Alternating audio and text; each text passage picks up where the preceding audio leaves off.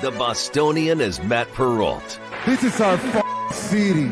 The Book is Dave Sharapan. Pay him. Pay that man his money. Together, they are the Bostonian versus the Book. You covered! You covered 12! I covered! Follow the show on Twitter at Boston versus the Book. How do you like them apples? Bringing you the best insight on sports betting news, Matt and Dave's daily picks, and an entertaining and unfiltered dive into the sports betting industry. Here's Dave Sharapan and Matt Perrault. And here we go.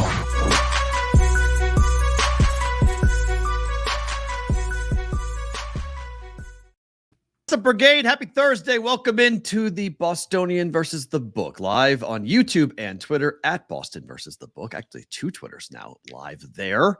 Sports Grid Replay. What's up? Dave is going with his full Cubs kind of throwback. Is that a Colorado hat with a Cub shirt? No, this is the Cubs City Connect, but I don't have a Cubs City Connect jersey. All I have is the Cubs this jersey. So I saw we're going to be talking about Illinois and sports betting and things like that. So we went with that today.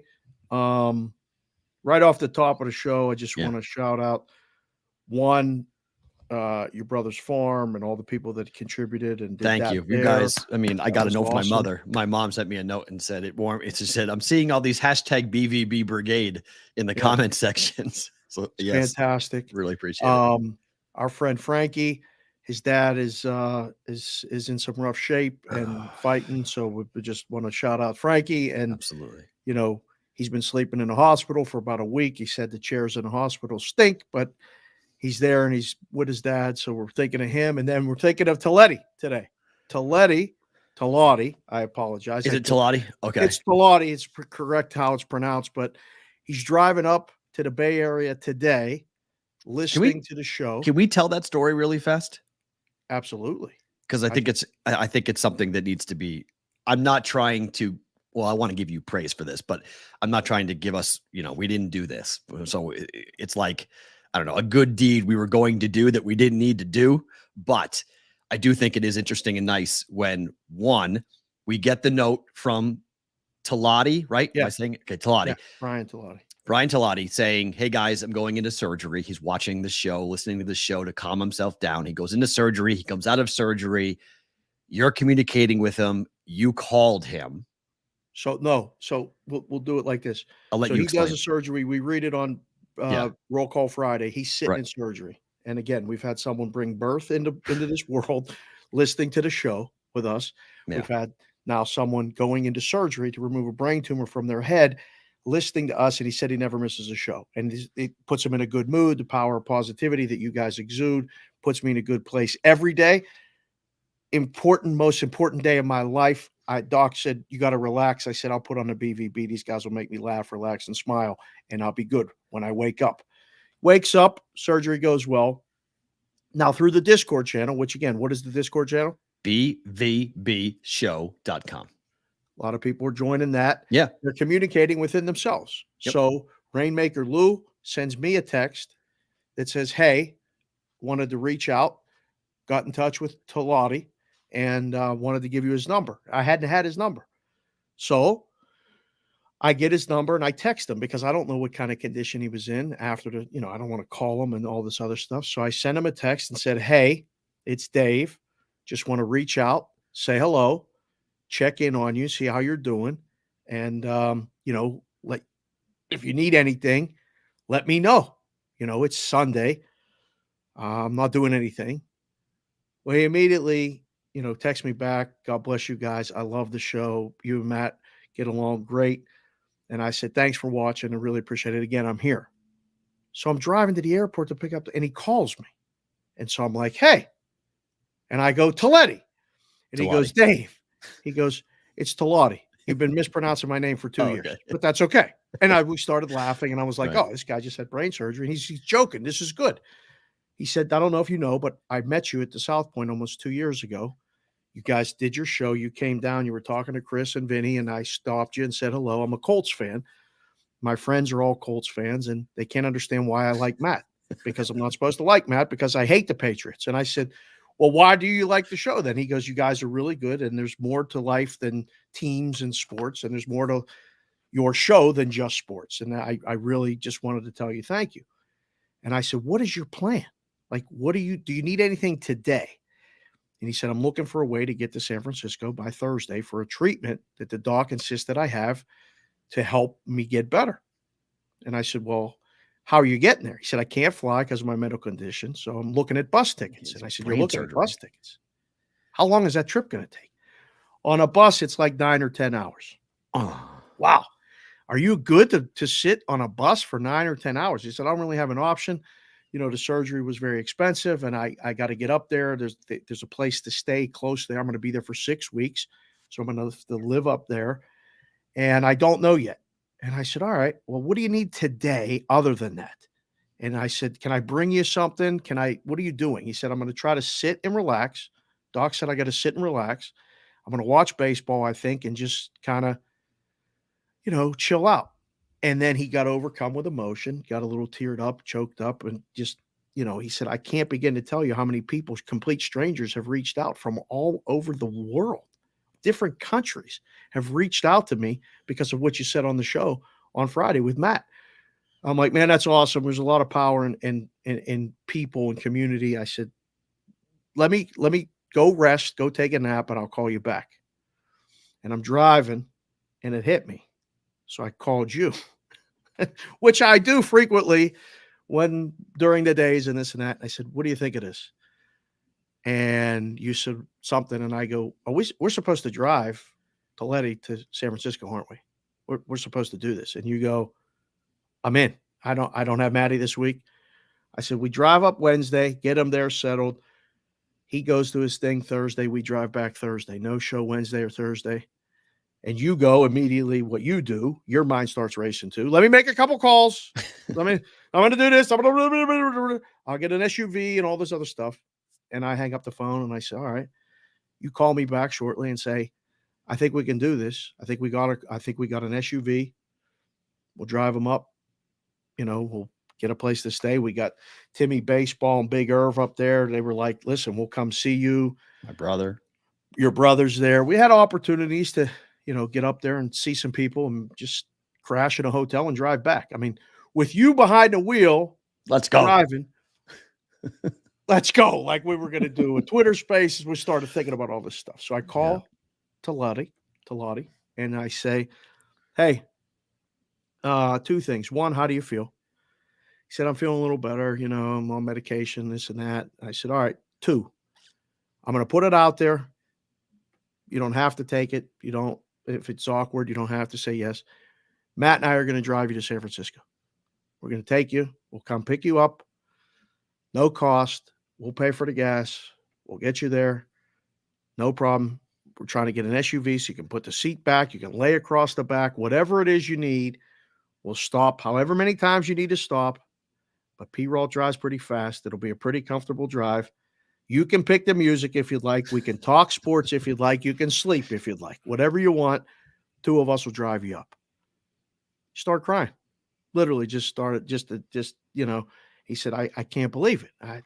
Well, believe it. It's offers there. He made alternate means. It wasn't your driving record or my incessant ability to talk too much or whatever else that turned him off. He made an arrangement, which is an awesome arrangement for him and a friend to drive up there. They're driving today, listening to the show, watching the show. Talati's going to be there. If you guys are in the Bay Area, if there's a way to, you know, go over and say hello, hook up, get in the Discord, communicate, find out. That was the story. That's it. That's all I got. I'm sticking to it. It happened. So I just want to say a couple thank yous to some people that the calls I was making while we were trying to figure this out. So as you guys may or may not know, I do an automotive podcast on the side where I get vehicles sent to me to be reviewed. It's been going on. I've been doing it now for about 7 years. And there's a company in LA that I work with that brings the vehicles over to me from LA to Las Vegas. So I knew what was coming. I have a schedule. I knew what was going to be delivered on Monday of this week. It was a Lexus SUV. Now I have a mileage restriction on every one of these vehicles. I can only drive 500 miles. That's the max that I'm allowed to drive during the week. We were going over that. Yeah. So we were going to crush that to drive to San Francisco and back in a 48-hour period. So I reached out to Lexus. I reached out to a company that's called Drive Shop, this company. So I reached out to both of them to have a conversation about what was going on. They both were completely over, what do you need? Go ahead, do it. Is it big enough? Do we need to bring a different vehicle? And I'm like, no, you're sending me a pretty good size, mid-size SUV. It's got a big back seat. It's rose gold. It would have been the funniest thing to have 3 guys driving to San Francisco in a rose gold SUV. It looks like an iPhone. It's a rose gold colored iPhone. I was like, this is the girliest SUV I've ever driven. And 3 dudes are going to get into a car and drive to San Francisco on a midnight run. But so when you said, hey, look, I think he's good, I think he's okay, I just reached back out to Lexus and I just wanted to say thank you to them for saying yes to doing this because they didn't have to. And it's their insurance, it's their gas, everything we were going to use, they were donating. It was going to be really a nice moment for everyone. And we didn't need to do it, but they were willing to let us do it. So even though we didn't take advantage of it, I wanted to say thank you to them for being willing to letting us do that. And we hope that he's there for 6 weeks. If he needs to come back, I got the okay. We can go get him. That's it. So if he can't fly back in 6 weeks after the treatment, maybe we do a reverse. Instead of driving him to San Francisco, we go get him. We drive up in San Francisco and pull him back down. So story's not over yet. Hopefully we have a very happy ending. John Kincaid has reached out to Talati. The two of them are having a conversation about what they're both going through. Fantastic. I mean, these are people that never would have met without our show. So I think that type of connection is pretty damn cool to see those things happen. It's great. Yeah. And I mean, there's another guy, Kincaid, that, commented on the clip of the show on Friday. I'm thinking of him. I send him a text every couple days just to check in. How you feeling? What are you doing? How you doing? He's inspiring people. These stories are, it's scary as hell. It's scary as hell when you get that health scare like that. And something that can calm you down is like this, the power as men, just to talk about it, because we've been so conditioned for so many years, from our grandfathers and fathers. A lot of times it's just like, don't say nothing. You're tough. Shake it off. Yeah. But sometimes you got to just talk about it. So it's a great thing. I've been thinking of him all morning. He sent me the text last night. I'm leaving to go up. I'll be listening to the show. I said, I hope we'll find something to talk about, because there ain't like there's no games today. And it was like, we got to do the show. So you sent the rundown. We got a full rundown to Lottie, so we're good.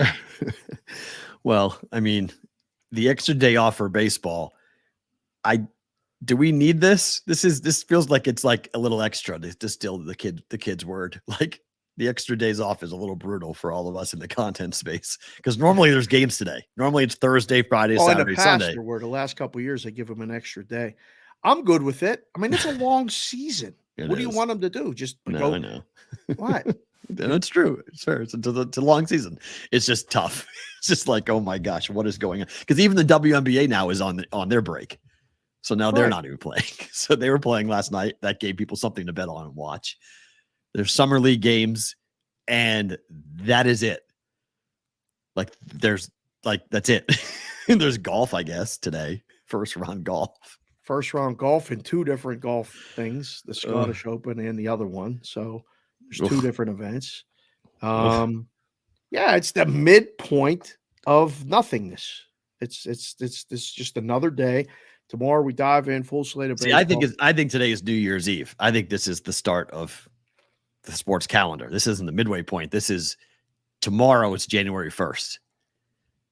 Start of the new sports year. You've already started with these NCAA previews and stuff, which we'll have today. Yep. So we're already in the midst of it. The party's over. We already had our New Year's. And if you haven't seen the new thumbnails that Sonic has done for us, they are phenomenal. Like, they look so good. He does some incredible work. I mean, I asked him, I said, hey, I need this. He's like, what about that? I was like, oh my gosh, that's way better than I even thought was going to come back. So it's on our YouTube channel right now, the thumbnails for our college football previews. Very, very cool. Big thank you to Sonic for giving us as much time as he had and has done for the show. I mean, him, Mikey Awesome, a lot of guys have given us a lot, but I really do appreciate what Sonic's been doing for us for sure. Let me just read this real quick in the chat. Straight from Talati. Oh, nice. Laying down in the back seat right now. Wow. My friend says hi. Hi. We are listening to the show.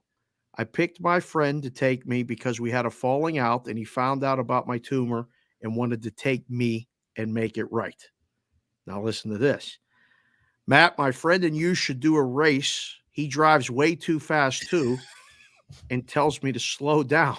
Let's go.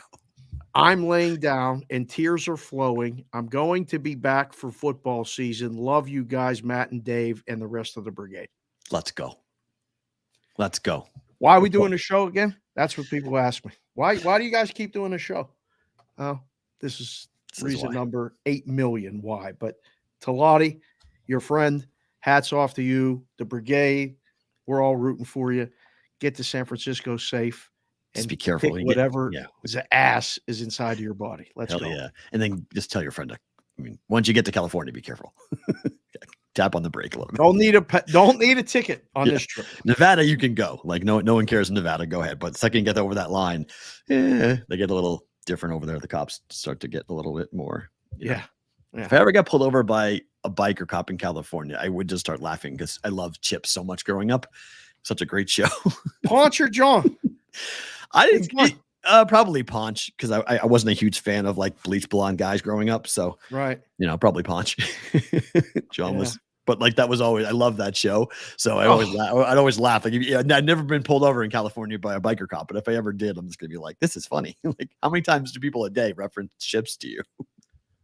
Well, you just showed our age. Of course, half of our audience has chips. No idea what we're talking about. They think it's salt and vinegar or barbecue, sour cream and onion. You must be over 35 to get the jokes I'm saying. Otherwise, you have no idea what I'm talking about. California Highway Patrol is chips. Yeah, CHP. Right? CHP. But what was the S? No, they just made it chips for the show. That's what they call them. Right, California Highway Patrol guys. Right, but why the S? But there's no S. It's just CHP. Yeah, it's the California Highway Patrol. That would be Chip, not chips. Here we go with the chip and the ship. Here we go. Here we are. Nonsense. Speaking of chips and ships, LeBron last night at the ESPY Awards. By the way, Pat McAfee. Hello. Nice. Showed up. Who know Pat McAfee, the stand-up comic, roasting Skip Bayless on stage last night? Yeah, they set that up pretty good. I mean, it sounds like they had to throw that together because somebody that was supposed to host wasn't because of the strike. Correct. Yeah, all of it. They had no writers. They had nothing. They had no one to write material. Right. Which, not that I am pro or con, whatever, union, not union, but just the idea that story came out yesterday, that the idea is to make people lose their houses and lose their apartments, and then they'll break the strike that way. It's a pretty cruel way of going at people to be like, yeah, when they lose their house, then they'll settle then. Right. Wow. Okay. That's a pretty cold way of negotiating. It's pretty, cutthroat, but so he was great. Pat was great. But then the only thing that really came out of the ESPYs, not that I like the ESPYs or don't like the ESPYs, it's just sort of like there. But LeBron standing up and telling all of us how lucky we are to have him and that one day I'll retire, but today's not that day. I mean, really? I wonder who wrote that. You think Bronny wrote that, or you think he wrote that himself? I think he wrote that himself. That had the decision written all over it. What's his guy's name? Rich Paul? Yeah, his agent. Yeah, maybe Rich wrote it. Maybe. I don't understand. Like LeBron is a really nice. I like LeBron at times, but no athlete buries himself more than LeBron James. Nobody. He literally, like, no one taps him on the shoulder. Nobody warns him saying like, hey, maybe you shouldn't not retire by making an announcement that you're not going to retire. Like, just say, I'm so excited for the years I have left. I'm trying really hard, to take the Lakers to another championship. And that's my sole focus right now. One day I will be done with basketball, but I don't know when that will be. Not like leading it up to everyone's thinking you're going to retire. And then you drop that, today is not the day. I don't know. He can't get out of his own way. Cannot. I think of your tattoo on your arm every day. Oh, I that's literally think, like, should I say this? I don't have a tattoo on my arm, but I Right. think of yours. And I think if I ever get a tattoo, it Yeah. might be something meaningful like that. Oh, yeah. Mine might be STFU. Shut the fuck up. Exactly. Every time I think I'm going to say something, I go like this. Yep, that's it. Sometimes it's better left unsaid. This would have been one of those times. Right. Sometimes I guess guys like to make things about themselves. And I like LeBron, by the way. I like him. And I'm saying this. He's fun to root against. Imagine what if you don't like LeBron, what that gave you. That's Oh, I mean, you just got fueled up. The jet got fueled for you to go on your skywriting campaign. yeah. I don't know. I don't. The guys who hate LeBron, you got. I mean, Dan Patrick, I guess, did like 15 minutes today on this and just Really? ripped him apart. Yeah, like egomaniac, all about you. You can't figure out. In the talk space, this was a gift because everybody was looking for something to talk about, and LeBron gave you a gift-wrapped topic to go off on and get emotional about. I guess so. I mean, again, it's so awkward too with his family standing there. Like, do we still got to look at daddy while he's doing this? Do we still like that? Just keep a straight face, like smile. The wife sitting there like, oh, he's just bullshit. Right, exactly right. Just like, sorry, Will. That was one you got to X out, Will. I kind of mumbled it, but He's right. I don't know. Another year, another one. Lakers. I mean, what's the goodbye tour going to look like when he does announce he's retiring?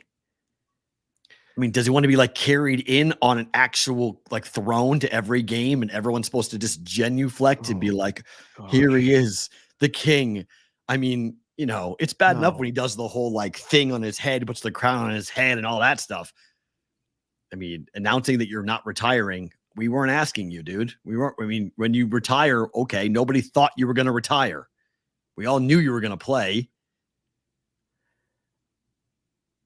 It's just awkward how these things end, and he's making it more awkward. Yes. Because you want to celebrate him, right? You want to be like, I don't know. I think you're in the minority for who wants to celebrate it. I think a lot of people would like to be done with this. I like LeBron. I've always liked LeBron. I think he's the number 2 player of all time. His numbers are incredible. His performances are amazing. What he does is, we haven't seen a guy. Who's number 1 of all time? Michael. LeBron. Okay. Mine's Jordan. Like okay. I don't even entertain the conversation when you start talking about who the best player of all time is. I'm not even listening. Right. And the mentality that you have to achieve that type of success. And so often a player that gets put on the front page of Sports Illustrated when there was such a thing at 16 and everyone looked at him, as a high schooler, and then you live up to being the second best player of all time. That's not normal. Like normally all that hype, you become Ryan Leaf. Sorry, Ryan. Like, you don't live up to the hype of what everyone expects. Ryan watches the show? No, I'm just saying if you did. I don't know. I've met Ryan. I've watched Ryan Leaf. I know Ryan Leaf. I know, but I just, yeah, that's just not he was supposed to be something and he didn't live up to the hype that he was supposed to live up to. And so that's sort of I don't know. People want LeBron to fail because he does stuff like this. But the decision changed everything. He was the local kid who grew up and had success and lived up to the billing in Cleveland. And then he decided to, what was the sentence he used? I'm going to take my talents elsewhere. I'm going to take my talents to South Beach. Yes. And that whole thing was so contrived. Oh, it was awful. Jim Gray, everything. Now, LeBron blames ESPN for that. He doesn't blame himself. He blames ESPN, saying it was their idea. Jim Gray constructed it, blah, blah, blah. He was a part of it, and he did it. He never should have done it. But, LeBron is all about attention. He is 100% addicted to attention. Good or bad? Good more. He likes good more. But bad fuels him, though. When you give him negative attention, when you're ripping on him, if you're a media member and calling him out, I mean, he was Kevin Durant before Kevin Durant. Oh. The rabbit ears have always been there with him, and he's always like, what'd you say? Like, he's always looking to check people and correct them. And, he goes to Miami and then now he goes to Los Angeles and, who knows, those rumors he was going to go back to Cleveland. There was that rumor flying around that he was going to go home again. Don't think that's going to happen, but the question is this, is he going to end anywhere else other than the Lakers? Is it possible? I don't think so. Okay. No, I don't think so because I think because if he would go to the Celtics, it would be the ultimate heel turn. Like it would be, that's the way to go out. More, circle it back, run it back east. You want to talk about a fan base that would be, there is no fan base that has hated LeBron James more than the Boston Celtics. You put him in green. Surprising that you like him. Because I don't buy into this same narrative because I haven't lived there for a long time, that like LeBron represents everything that the Puritan New Englander hates. He's a showman. He's a me guy. He goes and puts up numbers and tells you he's going to do it and then goes and does it. Larry did it, but nobody knew Larry did it. He did it quietly. It's completely different. You can't but Larry talked trash. Larry would be an unbelievable media superstar because he didn't do much. But he would because after he was done, like you learned all the stories of like Michael and Magic were like, yeah, nobody talked more trash than Larry Bird. We're like, really? Like, yeah.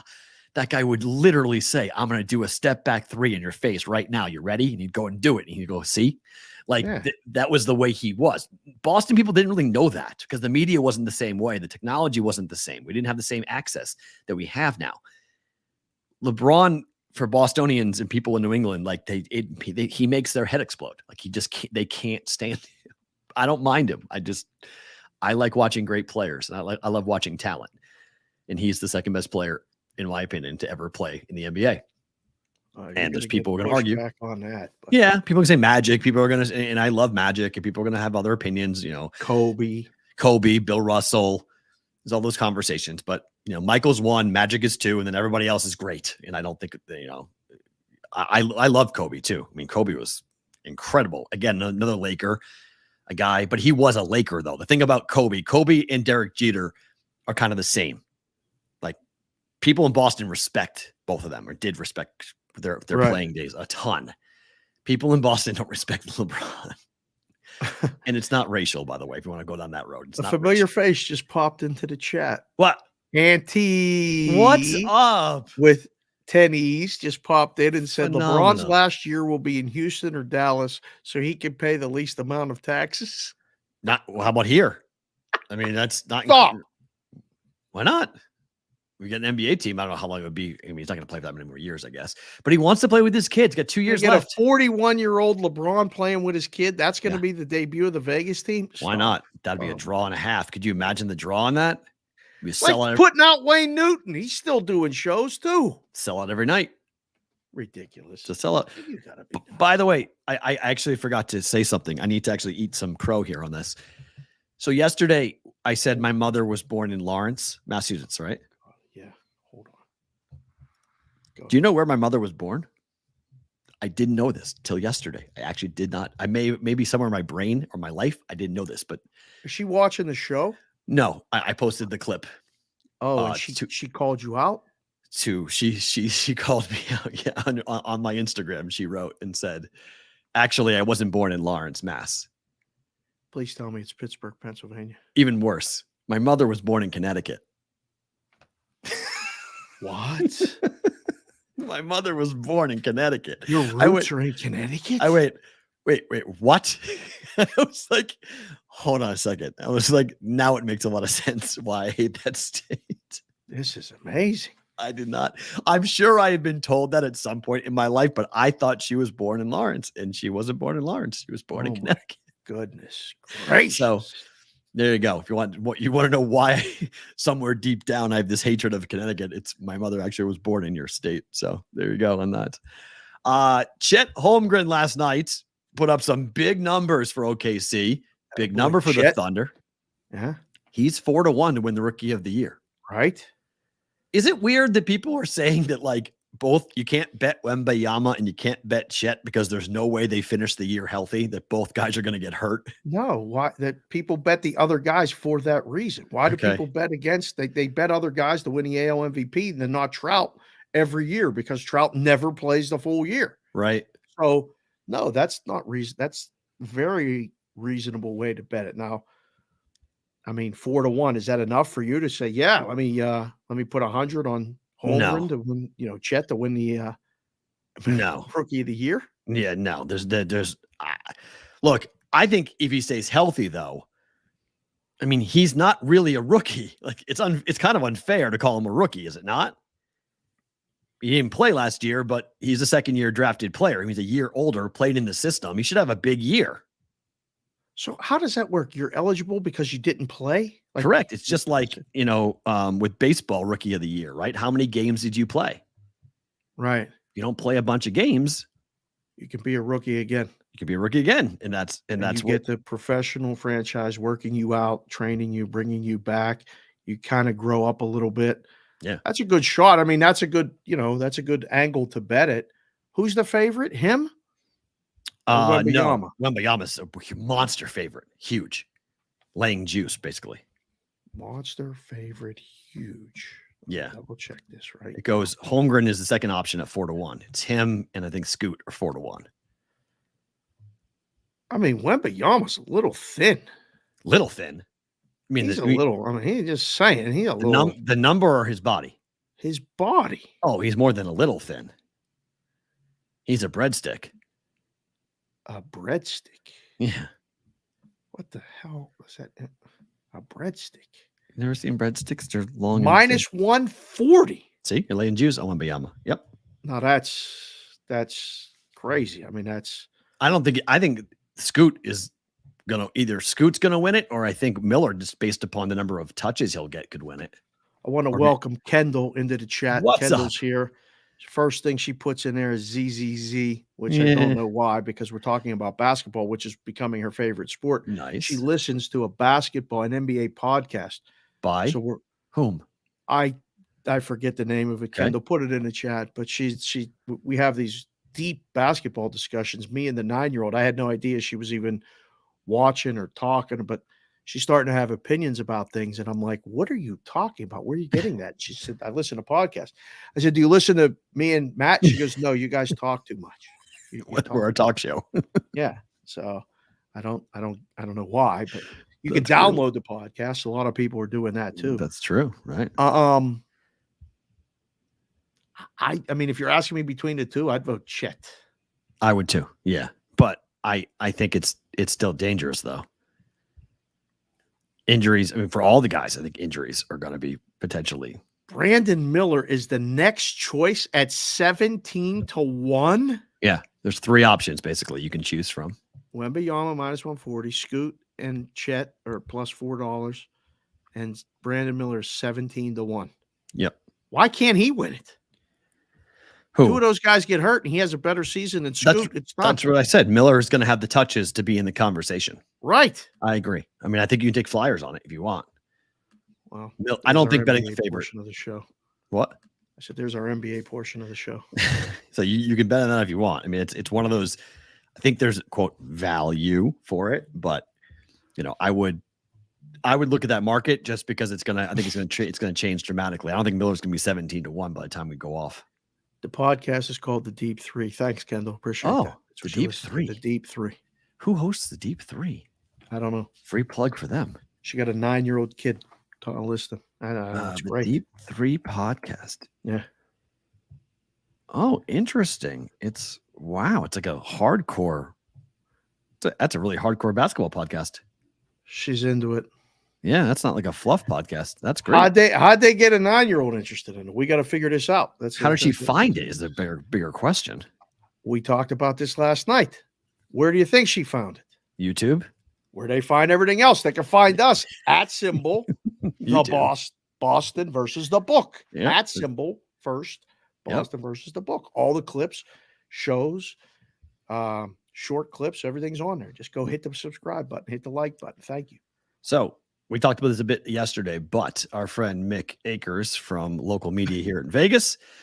Sources tell me the meeting with the mayor of Oakland and Rob Manfred last weekend is much to do about nothing, more or less, too little, too late on this.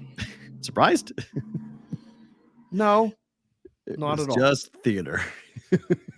Supposedly, the mayor gave Rob Manfred 30 bound, huge encyclopedia-size books for every owner of Major League Baseball, documenting the timeline in which the city of Oakland met and negotiated with the A's as to how it went down, when it went sour, and what they were offering at the time, each time.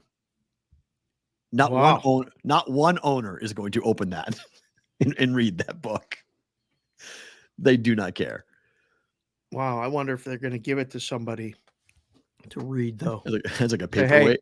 hey, yeah, take this and have this read by the weekend and give me a report. You know, Come that's what happens in these legal things. Give me a cliff note version of it. Right. Yeah. Sum it up.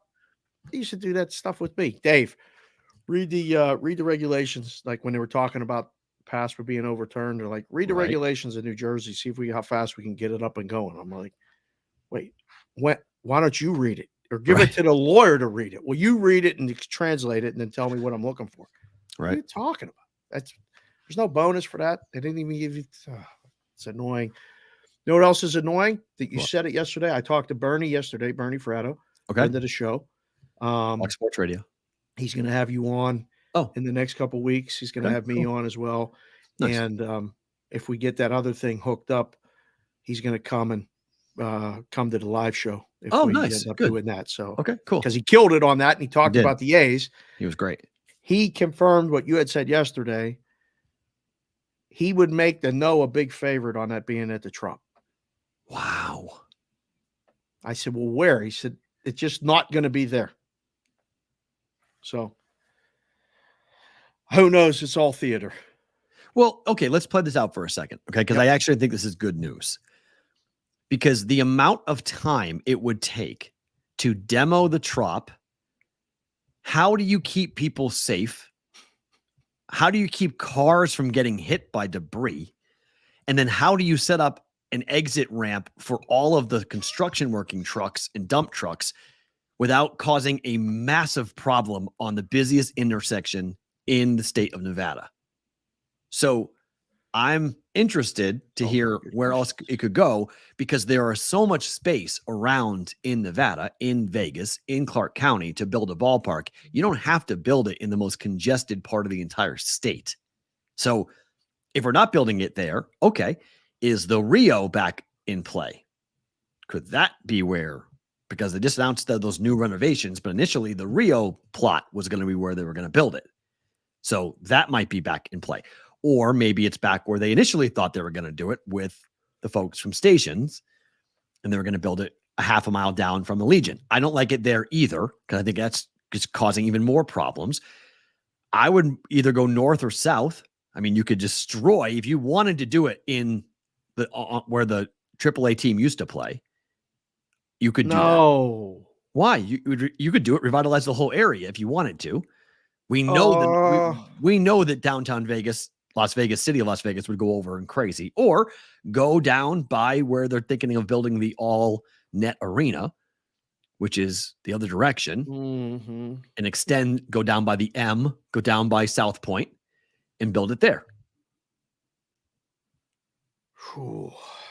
It needs to be easy in and out. You can't have traffic problems. There's 81 games. Yeah, it needs to be easy in and out. It's not once a week, 8 times a year like the football stadium. Right. You'll sacrifice the whole day to get in and out. You'll find a way to park, whatever. You can walk across to the casinos when you come in. It's 8 times a year. It's different for a sporting event. I mean, there's events and concerts and all that other stuff. That's fine. But, I mean, of all those places you said, the Rio makes the most sense to me because it's a little bit off. Yep.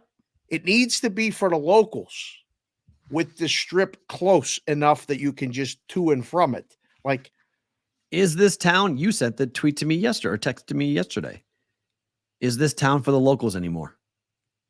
Oh, man, did you see what the Venetian's doing? Sheldon Adelson, the one thing that he always maintained for as long as he was alive, people would never pay to park at his casino. Sheldon's no longer with us. They built the Sphere, and on August 15th, we will be down to one property, Win and Encore. That's not they're going to change. You guarantee they're going to change. They're going to go back because they were Yep. Pay. free. Then they went paid parking, and it wasn't working. People were parking across the street. At Venetian. Yep. And they said, well, we're not going to charge now. So now the Venetian's going to charge, apparently. And that's a gigantic parking lot, that structure that you can get to a bunch of different places. It's a pain. It's a major pain. And now they're going to charge to park. I went to watch that that panel the other day on Monday at the Flamingo. Locals get 3 hours. I left 3 hours and 20 minutes. So I had to pay. You know what it cost me to park? The full rate, right? $18. Yeah, the full rate. You had to pay all of it. Yeah. I mean, I was like this. I should have paid for 20 minutes. Right. Like that's I what it should be, but it's not. First hour. It's the same thing. Yeah, it drives me nuts because MGM is the one that does that. You get 3 hours for free if you keep it in the 3 hour window. Right. But if it's 3:01, they charge you the 12-hour rate. Right. Yeah, that's nice. But yeah, no, it's not for locals anymore. It's getting hard. It's getting hard to justify to do a lot of things. Kendall just texted me. We have to talk about Zach Geloff. He's the Aviators, one of their best players. Okay. He's the kid's favorite player. He just got called up to the A's. Oh. And I'm sorry. Just made a lot of moves. She's very upset about it because he carries the Aviators. And the kids are very big fans, if you know what I mean, of Zach. He's a very young guy who they like a lot. Strapping young man. Yes. Yes. And they're really pissed off about it. So he plays what? He's playing middle infield, I think so. He's hitting the crap out of the ball. So him going up second base is probably, I mean, that's where his primary is for the Aviators. So that's a guy that, you know, if you find out there's props and stuff, you'll be able to, the guy's on fire right now. So he comes back for the A's and you see a generic number, you might be able to jump on him. Ride Zach on that. Yeah. All right. We'll have to watch that for that. But I think the A's are going to be moving here. By all accounts, the paperwork is being pushed towards the meeting and the vote will happen at some point looks like it might happen in the off season, but they're going to have that meeting where the owners are going to vote and it should fly through and they will approve the relocation fee being waived for the A's to officially be moving to Vegas. But they're not going to do that until they've got the public money, but they don't have where they're going to build the ballpark. Which is a big part of huge problem. Like you got to tell the people where you're going to build the ballpark. Yep. And that's people are mad. Part of getting the money, is it not? It's not in the way that it was written, though. They wrote, of course not, but bill without having any real specifics about where the ballpark's going to be built for that very reason. They've always known. I mean, this is why people don't like. This is where people in Oakland are all going. We told you. This is why the A's built up a reputation as an organization of being liars and shady when it came to negotiations across the board, that they said one thing and did another. They promised one thing and then went back on it over and over and over again.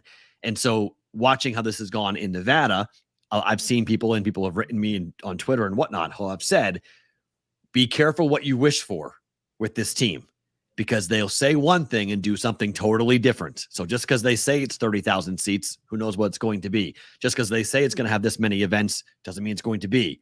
So they'll say whatever they got to say, supposedly, to get the money, which is not great. Because the Raiders, for all the negativity that came around the Raiders, for the most part, what they said they were going to do, they've done. Right. Like the cost went a little bit over what they thought, but it didn't skyrocket over what they thought. It wasn't like the Sphere. The Sphere was supposed to be $1.2 billion. It ended up being $2.2 billion. So a little bit of a different world, but that was all private money. It wasn't public money that came in and paid for it. So people are mad already. And the A's are going to come in here. If they are going to come in here, this is not going to be a warm and fuzzy bed. This is going to be a lot of pissed off people who are going to be like, you got to win immediately. Winning solves it. It does short term. Yeah, for at least a couple of years.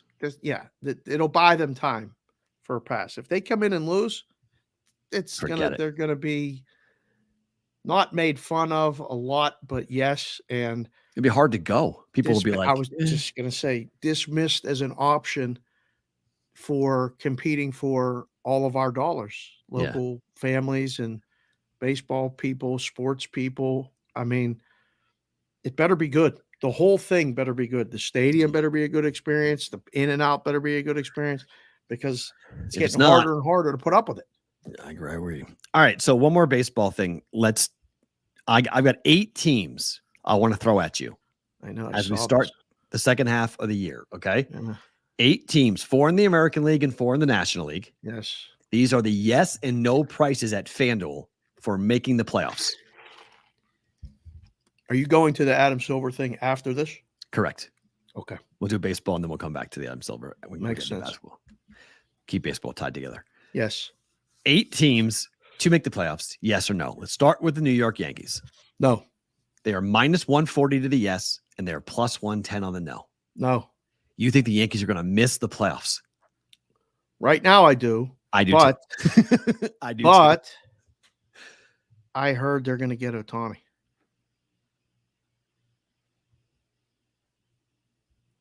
Huh. I heard they're going to get Ohtani. Like legitimately, like this is a real conversation piece? Heard it from a New York person, and I don't know if they heard it from Buster Olney saying it, but that was the word put That out. stopped me in my tracks because that's unforeseen. Yeah. So Because the Yankees don't really, I mean,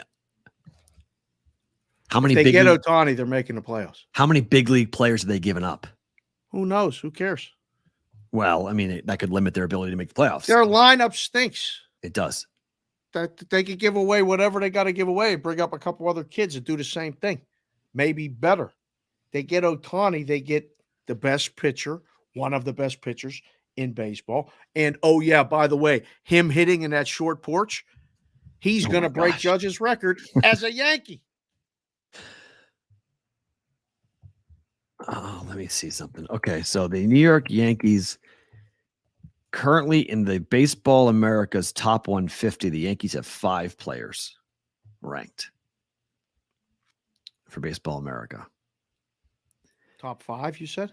Wow, they have the Yankees have Oswald Pereza, a second baseman, Jason Dominguez, a center fielder, Austin Wells, a catcher, Everson Perea, a center fielder, and Will Warren, a right-handed pitcher. That's not exactly a deep. That's 5 guys. It's good. I think you would need to have all 5 guys in the trade to go get Ohtani. I don't know. I think Ohtani's not going anywhere, but then they should trade him. I want him off the Angels. Going to the Yankees is a really that's tough. That pushes my opinion. That's good. I mean, like you want to talk about stop signs. It's like just I talking want him about, off the Angels. Yeah, to the Yankees. Nah. You gave me the stop sign as to where anywhere else but the New York Yankees pleased to send Shohei Ohtani. Yeah. All right. So would you bet the minus 140 on the yes? No, I want the no. I want the Yankees to miss the playoffs. You want? Are they going to be? Look at the numbers. I mean, I no Judge. They're not the same Yankees. Amen to that. And if he ain't coming back, which it sounds like he's not coming back, I don't think they're going to make the playoffs. Amazing. Baltimore Orioles minus 360 on the yes. Yes. Plus 250 on the no. That's an easy yes. It's an easy yes, except I do think that there's going to be a regression coming. Of course. I think they're going to cool off.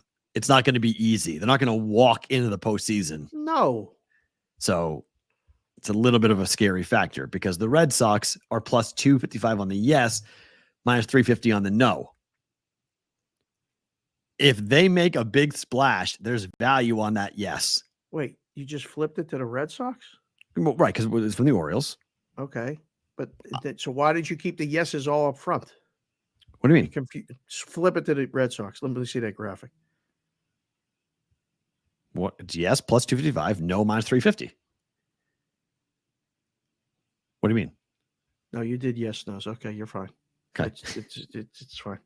Red Sox, yes. Plus this one, the no's a big favorite. Yes, the no is a huge favorite on the Red Sox because of where they are. But if they're basically 2 moves away in my mind. Now, do they have the guts to do the moves? I don't know. But if they can go get a frontline starter and they get another bat, they're right there. But who's the frontline starter? There's a bunch of players are going to kick free. I don't know who the sellers are, and if the sellers that are definitely sellers right now don't have a frontline starter. That's the problem. If they would get one, yes, it would be great. I just don't know who. I don't mean like a 1-2, or I don't mean a 1 or a 2. I mean they need like a 3 or a 4. Like they need someone who can come in there and give up 3 runs in 6 innings every 5th day. Brian Bellows been very good. Bellows been tremendous. He's been very good for them. So he just needs to keep developing with what he's been doing, working with Pedro and getting himself ready to go. And they just need, Chris Sale's gone, and like they just got to figure out a way to get something out of that. The bullpen's been good enough, and the offense at home is going to score a ton of runs. Yeah, I would say no right now. Okay. What if they got Ohtani? Well, Angels are plus 850 on the yes, minus 220 on the no. If they trade Ohtani, what does that number go to? Those numbers aren't right. Yes, they are. Plus 850 on the yes with the no minus 220. That's what FanDuel had this morning. Let me double check. I just copied it right off off FanDuel this morning. Why, that split's too big? Yeah. Let's see. Just before the sorry. There's a 0 there. It's supposed to be there. Sorry, yes. Missing a 0. There we go. Thank you. There's a 0. There we go. Right. There's a 0. Trying to pull fast one on me. I was like, wait a second. With that split, we're going to have to stop the show immediately. Go find out who lives in what jurisdiction where that is. Apologies. And we're going to lay that we missed as much as we can. We missed a 0. Yeah. If they don't have Ohtani, what does that go to? If Ohtani gets traded, so do you turn it off? 10,000. It's like when I tweet something minus 50,000. It's over. Yeah, it's over. That's a wrap. Would you bet yes in case they kept him? They're not making the playoffs if they keep him. Yeah, agreed. They're not. The pitching, the hit. It's not. It's that. Listen, Houston and Texas are making the playoffs. Agreed. In that division. So now there's 1 spot left. 2. Somebody's coming out of the AL East. 100%. If not 2 are coming out of the AL East. If not both. Yeah, if not 2 of them. So there's 1 spot left in the whole of baseball. It ain't the Angels. Agreed. No way. To the National League, New York Mets are plus 430 on the yes, minus 670 on the no. Man, oh man, this is so much fun to root against the Mets. It's so much fun. I listen, Mets fans. I'm at Sports BK can say keep coming. I can't get enough of it. You're not making the playoffs. Not now, not never. You got hot right before the All-Star break. You're going to come out hot. You got a very advantageous schedule the rest of July. That's great. They ain't making the playoffs. They're not beating Atlanta, so they have to get a wild card. Right. Here comes Philly. Yes. In the division. The Marlins are hanging right there. Stunning. Phillies, we'll get to the Phillies in a second. Their number is stunning. Yes. And then, by the way, there's only one team coming out of the NL Central. We've all kind of agreed to that. Yes. The other team's coming out of the NL West. Yeah. Phillies are minus 184 on the yes. The book knows. Phillies are favored by almost $2 to make the playoffs. They're going to make the playoffs. It's amazing. Why? Because the Marlins number is basically the same. They're better than the Marlins. The Diamondbacks number is basically the same. Well, the Diamondbacks number is interesting. So there's the Phillies. The Marlins are minus 192 to the yes. I think I'd take a shot on the no there. I think there's a good point to make there. I would agree with that. I would take the shot on the no there. Just because of the one run record for the Marlins, the regression. If you think that you normally go, 2 or 3 games over or under 500 in close baseball games, the Marlins have won the vast majority of them in the first half of the season. And they've gotten nothing from Sandy. Basically. Well, his last start was phenomenal. It was great. But if he has his last year's starts in the second half this year, they're going to be fine. Yeah, they're making it. There's a lot of there's a lot of moving parts there. And I think, in the game of musical chairs and the playoff spots, they're going to be one left standing when the music stops without a chair. So you have 192 Marlins, 184 Phillies, Yep. and 196 Diamondbacks. Remember, the Dodgers are still a monster favorite to win the division. Yes. The books are still very much committed to the Dodgers are going to win the West. That means the wild card has to be won by the Diamondbacks, one of the three. If the Marlins they can still win a division. They could, yes. They're not out of it. No, they could still win the division. That's why this price is what it is. Okay. They still have winning the division as a way into the playoffs along with the wild card. Whereas, like, basically a team in the NL Central, the wild card is not really an option. So their price has to be a little bit different. But I think the Diamondbacks get in. You? Right now, I'd say yes. I think so.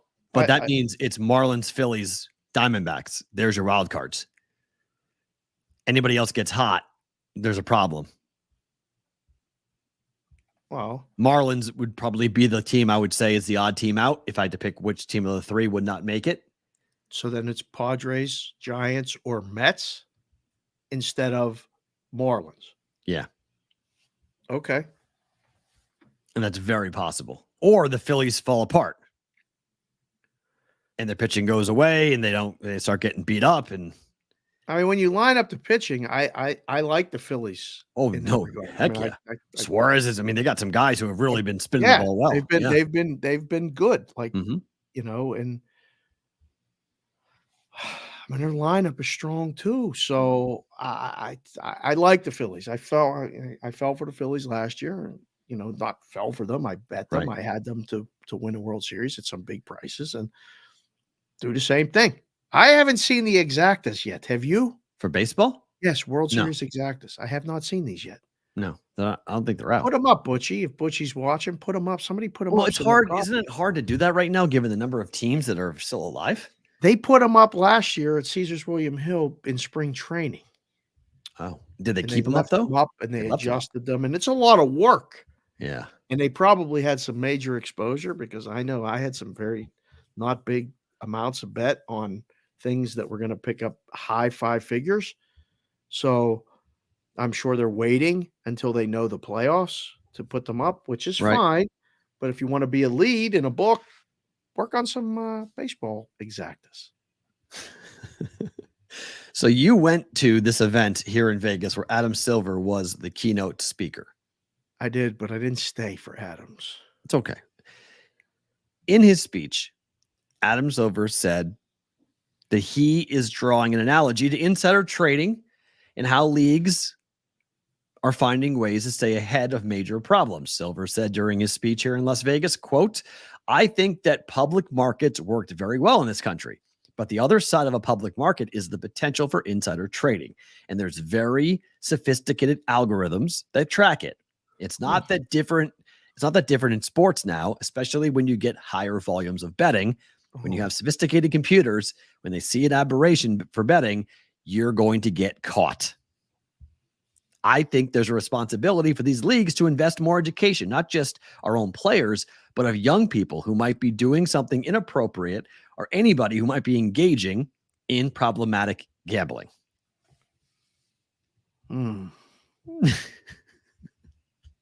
Wow.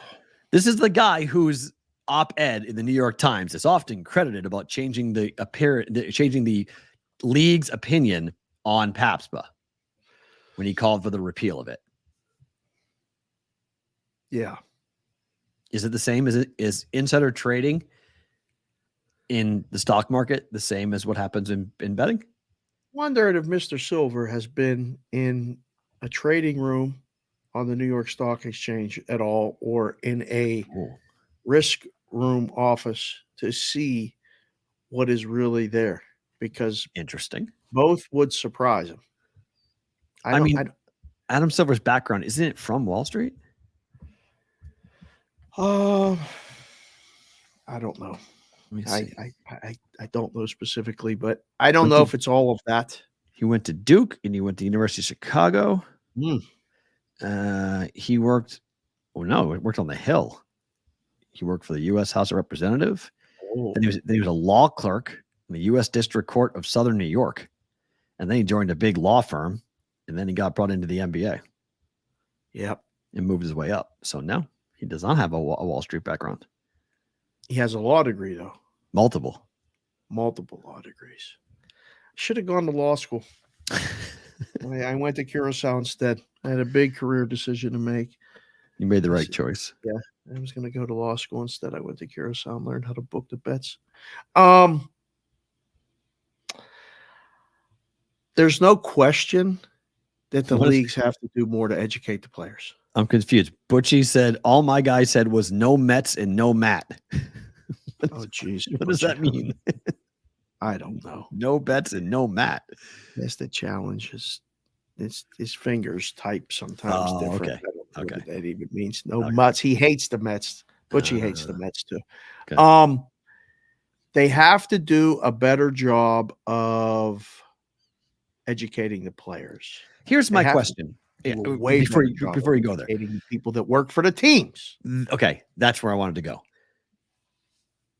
Isn't it a little bit, I don't know if the word is hypocritical, but isn't it a little bit ironic that you have leagues, commissioners, owners passing penalties and their own rules on their players where they haven't spent the time to fully appreciate or understand what is actually going on? Like they aren't asking the right questions. Of course, this is life. This is a lot of things that go on in life. They don't know what they're talking about. And I think it's somewhat problematic when we're looking at this through the lens that we look through and we see these conversations of the leagues must do a better job of educating their players on gambling. But that would appear that you're speaking from a position of strength, that you're actually more knowledgeable and you know more than they do. But I'm not so sure that actually is going on right now. I forget the name of the movie that Will Smith was in where he was on the run and somebody said to him, who's watching the watchers or who's monitoring the monitors? If the monitors can't explain it to the people, what are we educating them on? Right. Take the time and go learn how it all works. And then you can go to your people and say, we need to educate them on this, the app usage, this, like have a plan. Yeah. There's people they can reach out to. I've been talked to about other people about some of these positions, these consulting positions. I don't have a law degree. Again, I went to Curacao. I spent some time in the Dominican Republic. I did a lot of that stuff. I've been in risk rooms here and on the counter here. And Enemy of the State is the name of the movie you referenced. That's it. Enemy of the State. That's it. Thank you, Chad. Yes. Nice job. Thank you. You need to ask those people, and they won't do it. So how can you expect the players to understand everything completely if the top does not? When you go to work at a casino in another state, I got friends that work at the casinos in Pittsburgh and in Philadelphia. They are technically not allowed to gamble. If you're a dealer at a casino, you're not allowed to gamble. Anywhere. Not on a in Pennsylvania. Huh. Well, what kind of rule is that? I like the business so much that I took a job working in a casino. I am a stick man like our guy Bear Maulings, or am I a dealer like some other friends of ours? So my friends come into town and I want to take them, maybe not to the casino where I work, but another one. They want to go play. Sorry, guys, I can't. Why not? Doesn't make any sense, but doesn't make any sense. What the education is. That's the policy. Because what they think you know more, or you're more likely to be involved with a game like a ring or something. Like you know where the bodies are buried, so you could go to a different casino and rip them off. I have no idea. That's a weird rule. That's doesn't odd. Make any sense. It does not make any sense. And so how do they track it? How do they find out? Like if you're caught in a casino, like if you're caught in a book working, you're an NFL employee, you get fired, whether you're actually betting or not. I guess I don't know. I don't know, but I couldn't imagine. Like at the casino in the book, like here, some of our best customers were the valet guys, the bellmen at the, they would come in every day and play parlays or play this or play that. If you're in the casino working, it's probably because you're kind of favorable to gambling. You like it, right? Maybe a little bit. Shocking. You like it. So you have to go through education. Every person that works in a casino has to go for problem gambling every year. Okay. So you have to do that. Why wouldn't you do all of that now that sports books are legal in 38 states? At that conference, it's legal in 38 states now. The gambling some policy form. is not clear. In some form, it's legal. Yeah. We have a little extra time, so we can add this to the rundown. This is ridiculous. There was a hearing yesterday and this morning involving the NCAA. The NCAA men's basketball committee spent time talking about a possible expansion of the Division I men's basketball championship during the 3-day meeting this week, though expanding the field of 68 is not imminent. If they expand this thing to 128, what's your take? And what's that do to a book having to make numbers on a field of 68? It's one more game. It's but it's 32 more games. It's one more game for each team, but it's 32 more games. Yeah, it's another busy day, most likely. It's another busy day. It's too much, is it not? You would have the first day of the NCAA tournament would be 32 teams 2 days in a row. 32 games, 2 games in a row. How in the hell are you going to keep track of 32 games in one day? What are you talking about? There's 120 games on a Saturday in January and February. No, I mean watching. I mean people watching it. I mean booking it. I mean watching it. How are you going to watch 32 games in one day? You do it already on Thursday and Friday. I don't keep track of 16 and 16. Yeah. Thursday and Friday, 16 and 16. Right. Not 32. It's 16 games. It's a lot easier. And that's crazy. That's a fire hose. No. So if you're adding 32 teams, it's 16 games. It's 3 days of that. So you would break it up into a 3-day stretch for the first round versus a 2-day stretch. I think so. It would change the whole dynamic of the tournament. It would be 4 days. It would be 4 days of 16 games. 64. 16, you need 64 games. 64 games. Yeah. So the whole week would be the first week. Yeah. Oh my God. It seems like extra. It's right? dumb. It's ridiculous. But think about the money. They're thinking about the TV revenue that you're going to make off of that. Are you watering down the product, Perrault? There's no debate on that. But you're not only watering down I would only be in favor of it if they decided to get rid of the automatic bids, which does completely change the magic of the NCAA tournament. Because the kids from the small schools that win their conference tournament, punching the ticket to the dance, is a pretty cool deal. But this is if you want to play it with a Machiavellian angle, what they're trying to do is keep the little guy out. They want all the money for themselves in the Power 5. Because your resume out of the Pac-12, you're not going to have to worry about matching up with a Horizon League team and that team taking a bid away from you. I don't like it. Nor do I. It changes the magic of it. It changes the intensity of it. It makes it even more of it's a monster money grab anyway. It's a made-for-TV event anyway, but it really makes it different because the joy of the tournament, the fun of the tournament, is when no-name state beats big boy university. In the beginning, that's the electricity that's just naturally happens. Yes. Like these things happen in sports. Upsets happen. Those dogs win. The games are fun. Why do we have to check? Of all the things in sports, isn't this one that works already? Yeah. What are we going to change it for? Barry Hinson was the coach of Southern Illinois. He was on my show, and he made the most poignant point I've ever heard a coach make to me about the NCAA tournament. And he said, we are the Magic, meaning the mid-major program. At the time, he had just become the highest coach. He was a coach of Missouri State, actually, not Southern. He went to SIU, but he was coach of Missouri State. They had just become the team with the highest RPI ever to be left out of the NCAA tournament. Their RPI was 31 at the time. They got left out. And he came on my show the next morning or next afternoon and said, we are the magic. We are the magic of the tournament. And they are not seeing that for kind of dollar signs that are blocking their eyes.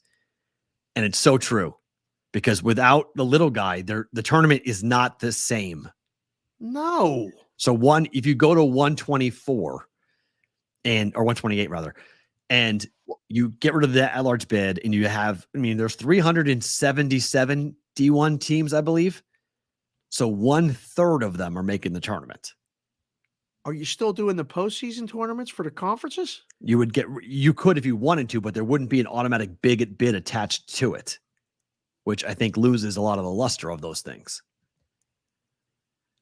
I would hate this. I am not in. The idea of going to 128 teams is just not.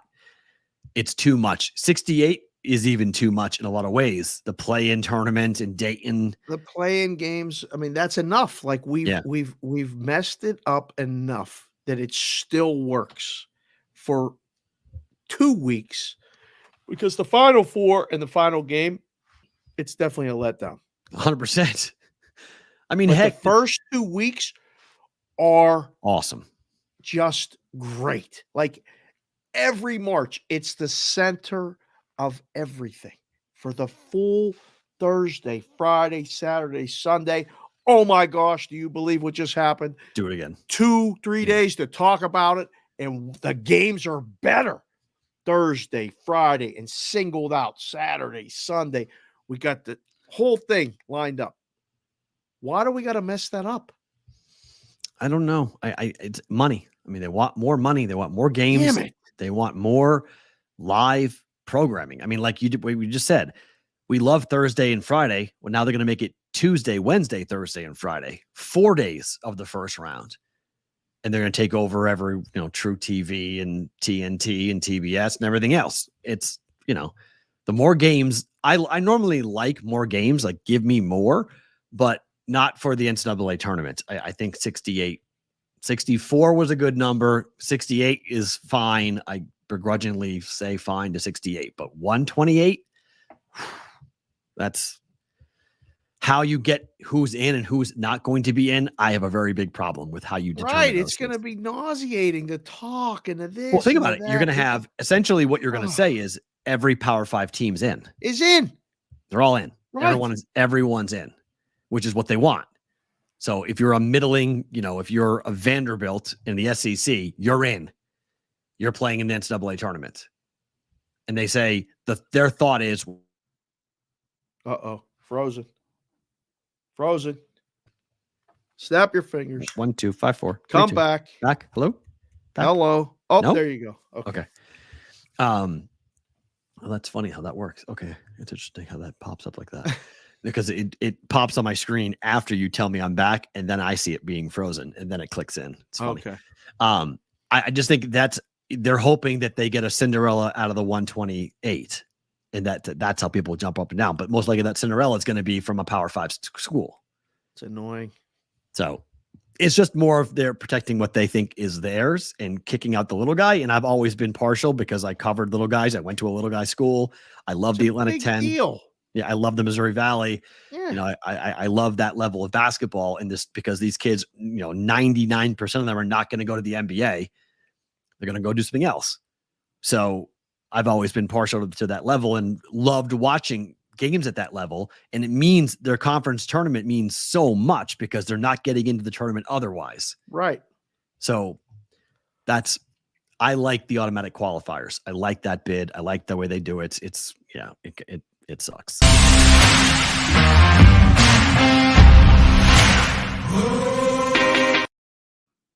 We're going to be heading on down after the show to go and sign up another brigade member to the brigade practice service. He just today. Texted me and said, "Where are we meeting again?"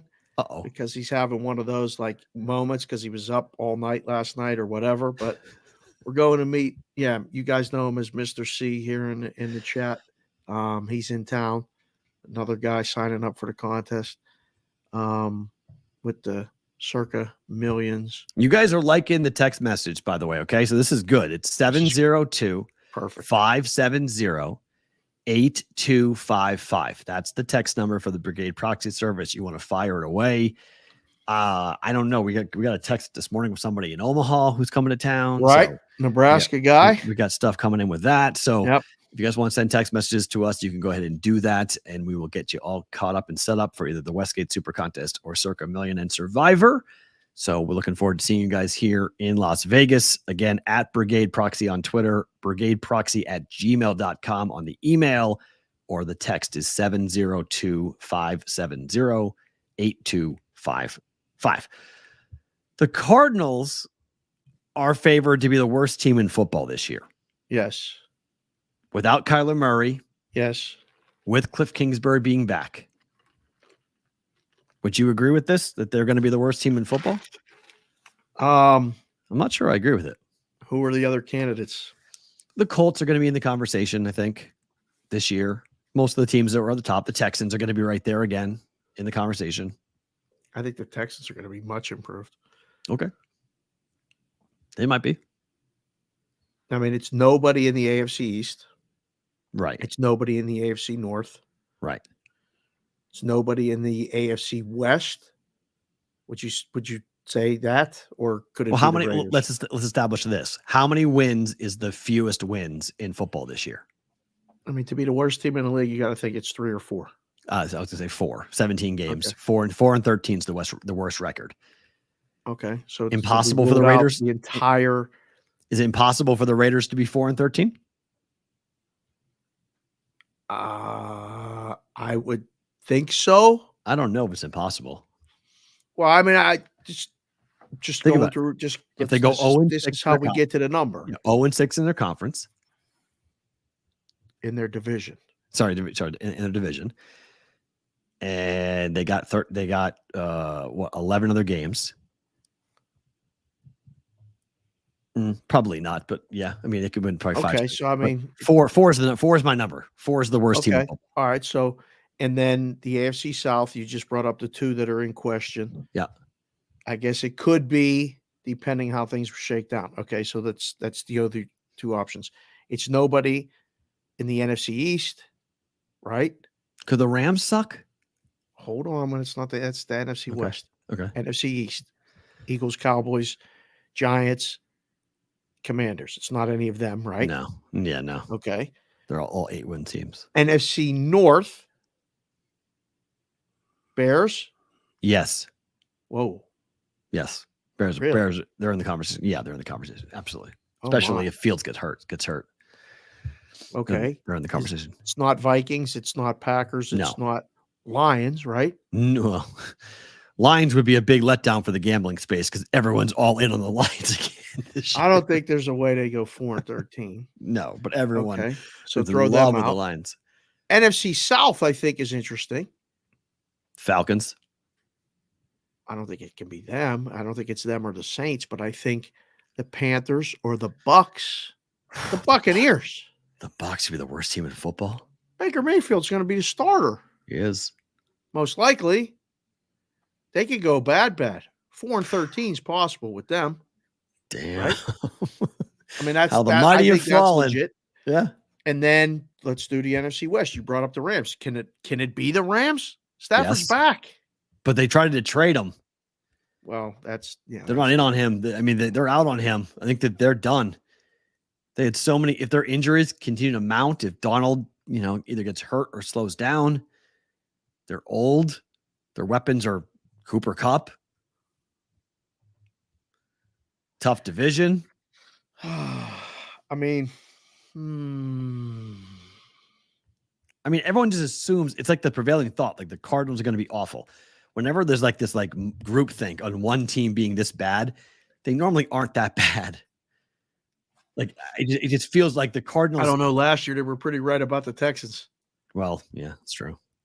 But it was the Texans though, so it's kind of a low-hanging fruit. I mean, there's only like 3 other options max. So I agree with this. I mean, I don't know who else I would make it, but when you go through the schedule, Mm-hmm. we'll do that eventually when we go through each team. We'll do the schedule. You're getting really fancy with those graphics. It's fun to see those. And they ain't going 500. They're the worst team are the Cardinals. The Cardinals they're not going 500 at all. No way. The ceiling for the Cardinals, I think, is 6. I would agree. Yep. Same number. Yeah. So any type of slippage on that, they're in trouble. They go 5, 6, 3, down. Yeah. I don't have too much of a problem with it. Okay. Time for the college football conference title of the day that we're going to talk about. Okay. Did you see the new name of the new book in Maryland? Crab Bets. Crab Bets? Yes. Crab Sports or whatever. The Crab Sports or Crab Bets? I think it's Crab Sports. Who wants to Crab Sports? This has me fired up. You're gonna lean into I know it. I'm going to make you laugh, but seriously. You're going to lean into it. Well, who wants crabs? Crabs? Nobody wants the crabs. All right. You just went to Maine. You had the lobsters. You like the lobsters. Nobody wants the crabs. We're going to name the book. They had meetings about this. Blue. You got blue crab specials. They love it there. I mean, ask JC from Kings. No, ask J-Dow Bets. They're all in. J-Dow even said on the Twitter at J-Dow Bets that he don't even know if he wants to go in there. The Crab Sports book. I mean, if you have a really cool logo, maybe, a really cool logo. That's great. You thought of, so many things you could name a book. Right. But you're trying to market to one state in particular. So who made the decision to call it Crab Sports? We got to have a talk. There's the Maine Red Claws that are a basketball team. That's fine.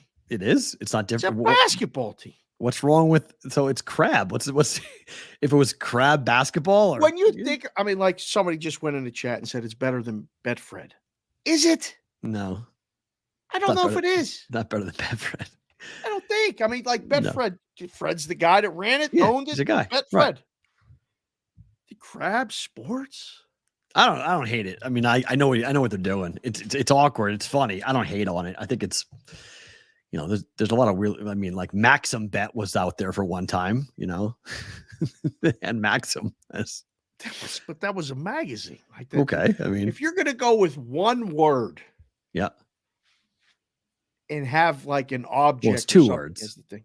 It's Crab Bets. Something. Or Crab Sports. Sports. For the sports book. You go Crab Sports. Yeah, crabsports.com. Oh my. Up to a $410 deposit match. Oh, and they're really aggressive with their 410. You know what that is? No, what's that? It's the area code there. Oh, there we go. Here we go. Good job. 410. Yeah. Well, they're really leaning into the Baltimore thing, huh? That's smart. I think that's smart to do. They even have the Maryland state flag colors on the deposit match number. It's 410. It's 410 in the state flag of Maryland. Yeah, but they're very much Locals aggressive. See right through that nonsense. Of course they do, but they also know that they've seen it their whole lives, and they get more just subconsciously feel more comfortable. Do they? Yes. You feel more comfortable with a book named Crab? Hey, I bet with the Crab.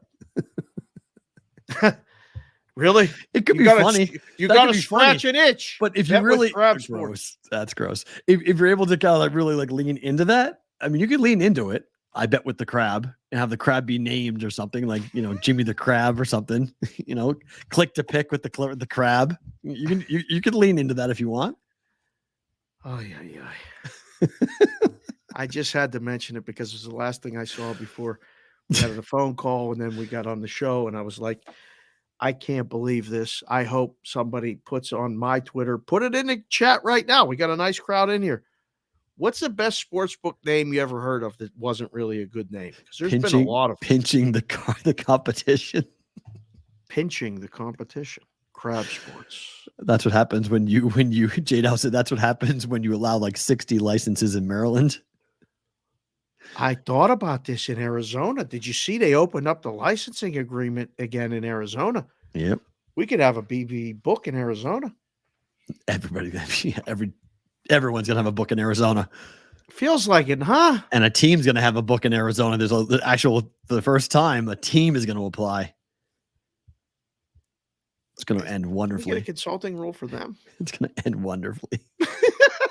Really is. It's going to end wonderfully. Go ahead, do the college thing. Go. College football title of the day, the Pac-12, which is going to be quick because there's not a whole lot here. I mean, seriously. USC. Who's going to beat USC? That's all.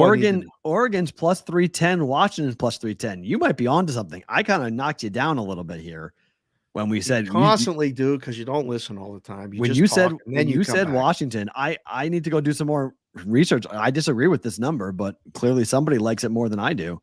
Yep. I mean, I don't know about Washington. Oregon could be, but I think USC, even at 2-1, USC is the runaway favorite here to win this. If Caleb stays up and healthy, it's over. USC at least is in the championship game. Yeah. Who they're playing, I'll tell you right now, it's Washington or Utah. Okay, fair. Utah's won 3 in a row, right? That's who, when I look at it, those are the teams I think can. Now, Oregon, Nix is coming back, huh? Huh? He's like got 8 years of eligibility. It's the COVID year. He's exercising it. Yeah. So he's got the chance to have a 6th year. Man, oh, man. Man, redshirt year, 4 years plus the COVID year. Crab Sports, scratch the itch. Yeah. We got a lot of guys in here to do some really good work. Thank you, JPC Fourth. Put in the chat right now, who is playing USC in the Pac-12 championship game here in Las Vegas? There's another event. Yep. That's here. Did you go to that last year? I did not go to. I went to 3 UNLV games. It was a lot of fun. Okay. There weren't a lot of people there, so it was really comfortable. Do you know that people are predicting UNLV, they might lose to Bryant in week 1? Bryant is a school outside of Boston that has I didn't know they were D1 football. What? I was like, wait, what are they? I think they're 1AA football actually, but people is think there a number on that game already? Yeah. How big of a favorite is UNLV? I think 13 points, something like that. They could lose? Yeah, I saw a Mountain West Conference website was doing predictions on schedules, and they said, watch out for Bryant to beat UNLV in week 1. I was like, I'll tell you right now, if UNLV loses to Bryant in week 1, it's a really big problem. Right That's a really big look right there. That is not going to be good for the new head coach considering they just blew out, the coaching staff after last season. So the chat is Utah. As fair. The team is 1 Washington. J-Dow bets is Washington. I need to look into Washington more. I was not paying attention to Washington because I think it's a 1-team conference. It's USC and that's it. Did you pull up USC schedule with the fancy helmets and stuff? I did not because it wasn't even worth doing it, but I can really fast. I just wonder their road games because it's hard to believe they're losing a home game. But the only okay, hold on. Let me pull this up. This is kind of interesting to look at really fast because the last game of the season is actually pretty wild for them. They could have kind of a problem depending upon who they wind up facing off against. So this is the schedule for USC this year. Did you just do that on the fly? Yeah. What a pro. I swear. This is crazy. We're getting really close to really booming here.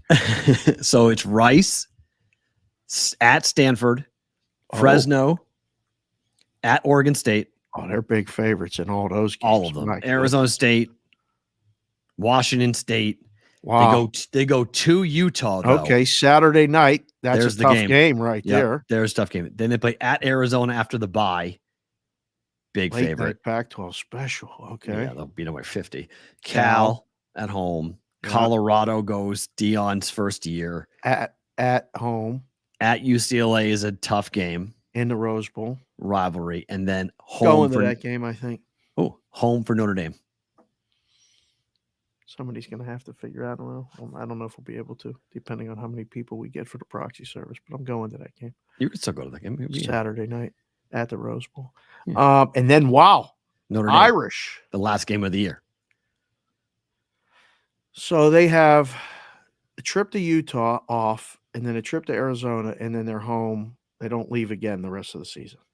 Their next trip. They're in California every game except for 2. Jeez. Wow. Good for them. Mm-hmm.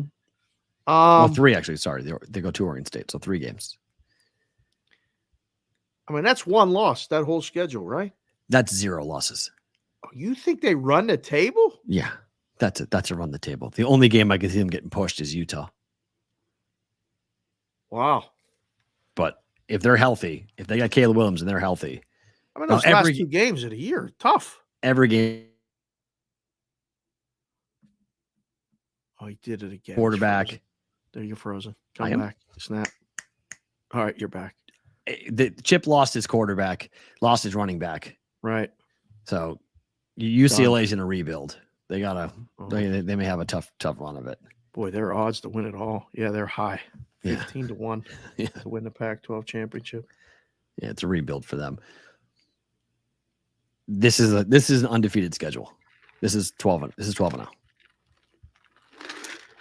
Do you see all the love for the Colorado under win total? Yep. Of course. How could you not? I mean, it's a whole new roster, literally. Such a hard turnaround. I don't know how he's going to do that. I mean, he ran off literally the whole team on purpose because he has a plan. That's fine if you got a plan. I mean, but that first game, the Colorado-Nebraska game, and we'll do it later in the schedules. Yep. The ticket prices are absurd. Are people actually going to that? Oh yeah, they are. I mean, we're talking $600-$700 per ticket for that game. Yeah, Husker fans are going by the droves, and Buffalo fans want to see Deion's first game. They want to say they were there. Huge demand for that. Monster demand for that.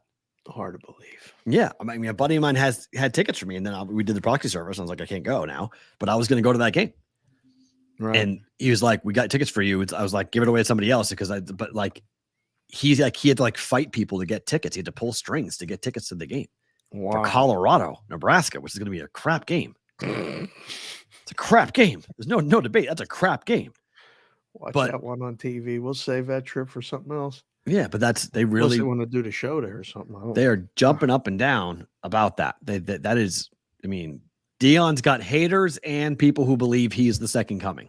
So we'll see what the difference is. But if USC is not undefeated and in the college football playoffs, I would be very surprised. This is the resurgent year for the Pac-12.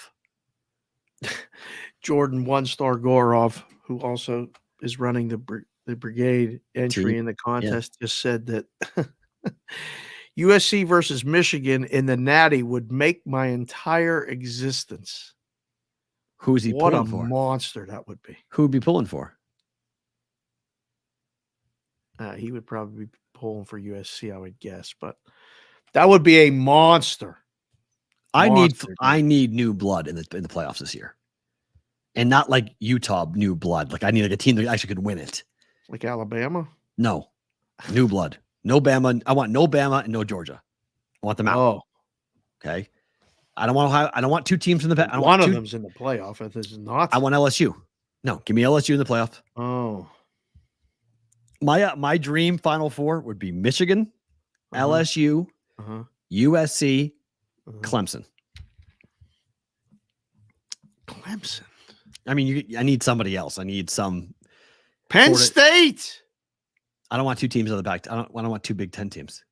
Oh, we'll get more into Penn State later. Hold on for that. Before we let go of Sports Grid, let's do this really quick here. What? Illinois posted their numbers for the month of May. Yes, they did. Over a 10% hold. Yes, they did. They annihilated the public. They did. Parlays up the everything. People in Chicago and surrounding areas of Illinois, they love the parlays. Parlays fueled a rout of the public as the house kept $51.3 million with frozen again. Look at that face. Mikey, clip it. I'm good there. Oh, he got you good there. What'd you hear? You Anything? said Parlays 51% or 51 million and then froze like this. Parlays fueled a rout of the public as the house kept 51.3 million with a 23.5% win rate. Guys, It's about right. It's about right? Well, no, you could hold a little more. So parlays is 30% usually if you do it right. Goodness gracious. If you need any more evidence as to why betting parlays is moronic, don't do this, guys. Well, the books love it. Keep them coming. Do they ever? That's why they keep advertising it. They love 10.8% hold rate for the month of May in Illinois. They cleaned up. Yeah. I mean, NBA was a little bit hard, right? There was a lot of upsets in hockey. Baseball was all over the place. It worked out perfect. FanDuel held 26.8% of parlays in the month of May. I told you we used to shoot for 30. Just write the tickets, but like you just supposed to just keep writing the tickets. All when told, parlays come in, you just print them. All 5 mobile operators notched a win rate of 20% or higher during the month of May on parlays. Yeah, well, there's a lot less straight bets too because, straight bets in football exist. They don't do straight bets a lot of times. In baseball, there's not a lot of straight bets. In hockey, there's not a lot like they like to do the parlays because of the money line sports. So it's good for the books. Same game parlay hold is even higher. You're right, Jay Dow. It's ridiculous. Yeah. I wonder what the same day parlay hold is. Oof. There's someone in the chat right now named The Juice has a question. We'll get to that in bonus time about a ruling that he made and a ticket dispute and stuff. We'll get to that in bonus time. I just want to acknowledge that I saw it and I can offer some sort of on the fly. Asked the BVB. Nice. Yeah, we'll get to that in a second. But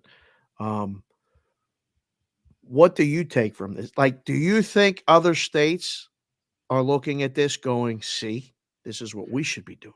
I think states that came in early with low tax rates are now seriously reassessing the way that they wrote their law.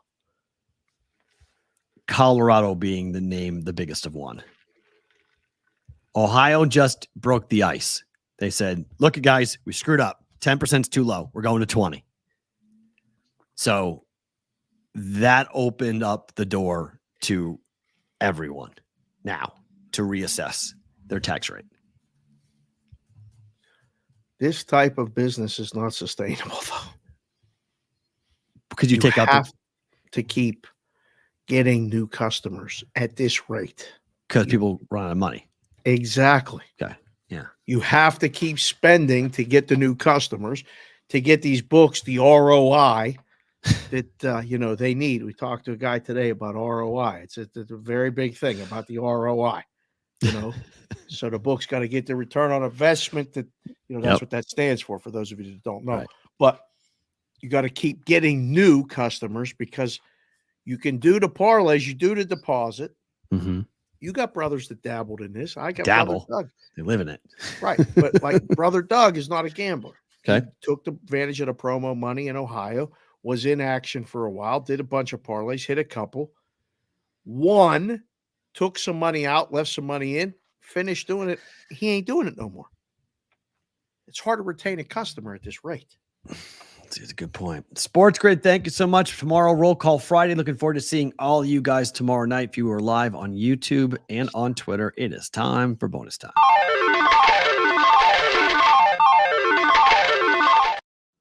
All right, so we'll do a little on the fly Ask the BVB on this.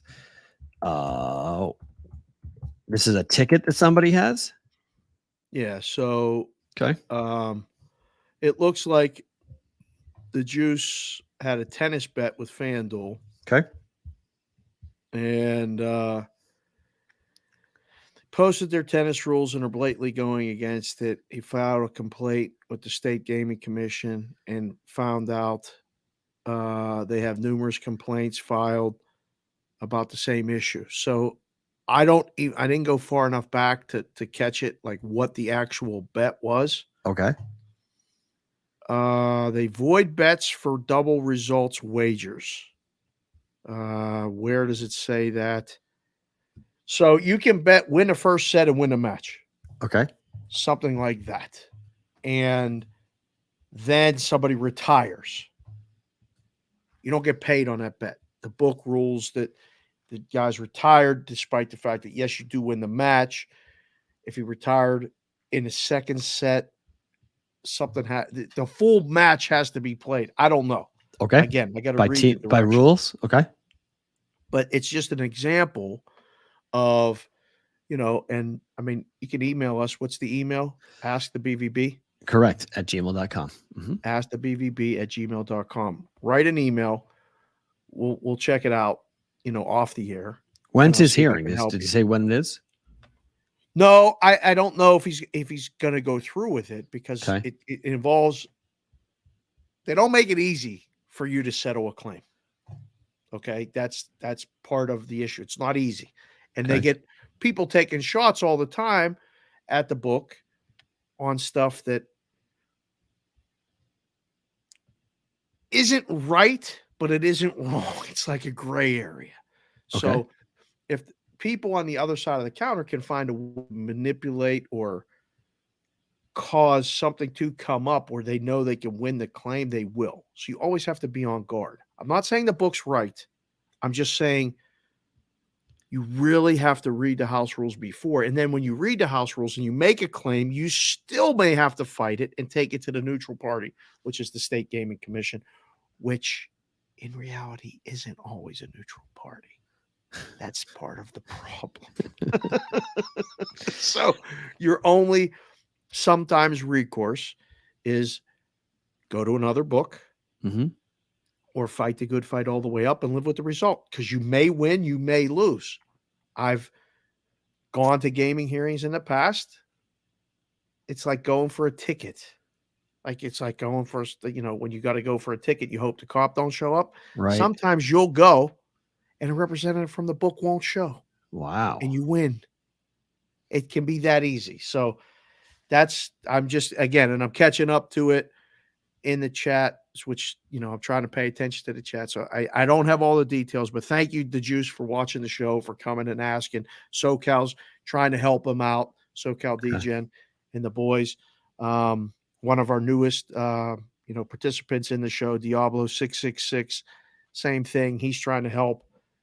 You get a lot of bad information in these situations. Ultimately, you got to find the right person. It may take you 2 or 3 times. Ultimately, you may have to keep fighting the fight and get a customer service answer that's terrible. That's the other thing we talked about. Do you remember from the other guy that we talked about, this service that would be like the liaison to take all of the customer service calls and have all of the answers? Right. Yeah, right. Yeah. This would be a good person. That would be a perfect opportunity for this person to call them and have that figured out.